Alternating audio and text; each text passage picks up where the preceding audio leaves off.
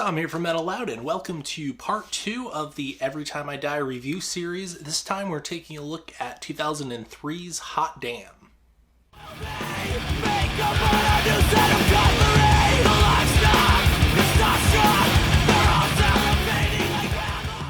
So Hot Damn is kind of seen as Every Time I Die's breakout album, where people started to kind of take notice of the band and really kind of get into them. It's where they really made a name for themselves in the scene, unlike Last Night in Town, which kind of got their name out there a little bit, but really didn't have as much of an impact as Hot Damn has. And Hot Damn kind of improves a lot on Last Night in Town. A lot of the criticisms I had against that album, be it the vocals that were kind of out of place with the clean vocals and felt weird just for the sake of being weird often, and they were very rough vocal work.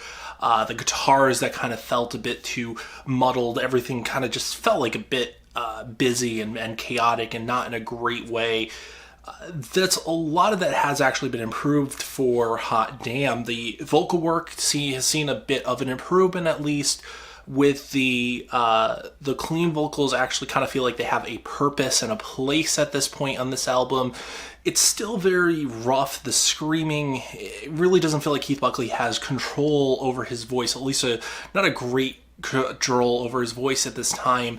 It feels definitely like his screams, there's a very jarring transition between just the screaming and the clean vocals, and it feels like, again, it is all just screaming. There's no kind of in-between on this album. It kind of just fairly straightforward with the screaming on there, and that with the guitar work, which has also seen an improvement. We get some actual decent groovy kind of riffs on here, like in the song I've Been Gone a Long Time, or on their kind of a big track Ebola Rama on here, which is one of my favorite Every Time I Die tracks of all time.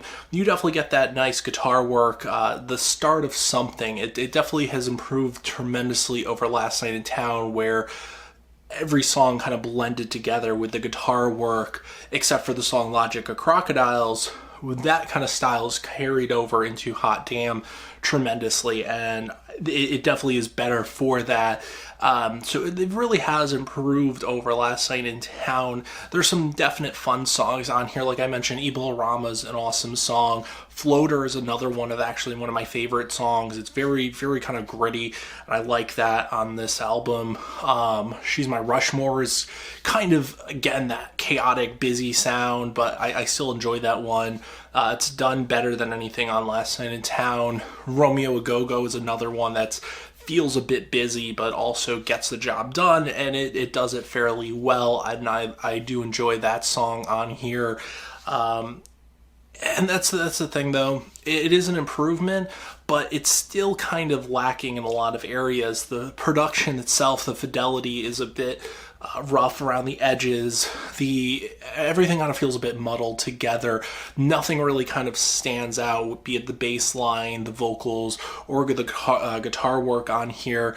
You do get those catchy riffs that do kind of, get your attention, but throughout the song, they kind of just feel blended together and like they were trying to be just heavy. I mean, the heaviness is toned down a little bit from Last Night in Town. Last Night in Town was a little bit just too in your face with things, and it has been toned down for Hot Damn, which is a good thing. It definitely is a much easier album to listen to and to get into, but it's still a very kind of rough album. It feels like they're all kind of finding themselves still. They've definitely gone through a transition from Last Night in Town, where it feels more cohesive than that album, but there's still a lot of work to be done with the band. But again, it's a solid album. I definitely enjoy it. There's a lot of songs to like here. If you're trying to get into Every Time I Die, I wouldn't recommend starting with Hot Damn. It's kind of an album that's easier to go back into once you've kind of gotten into some of their later releases, but it's definitely a solid work. I could very much see, especially at the time this released in 2003, where the scene was at that point. I could really see why this album kind of stood out the way it did, and why it definitely created a name for the band. Thank you so much for watching part 2 of the Every Time I Die review series. Next time we're going to be taking a look at 2005's Gutter Phenomenon, so stay tuned for that.